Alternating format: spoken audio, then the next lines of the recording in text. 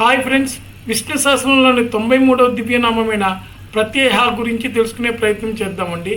ప్రత్యయ స్వరూపుడు, ప్రజ్ఞాన స్వరూపుడైనందున భగవానుడు ప్రత్యయ అని నిర్దేశించబడిను.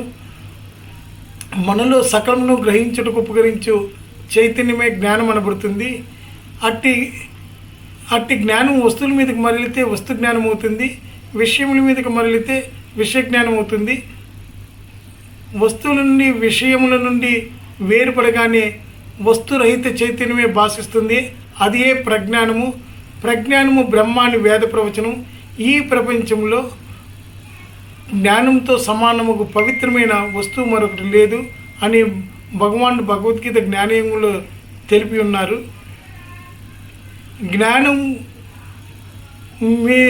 జ్ఞానం లేనిదే మోక్షం రాదు. అది ఆదిశంకరాల ఆత్మబోధ ఎందు తెలిపి ఉన్నారు. బై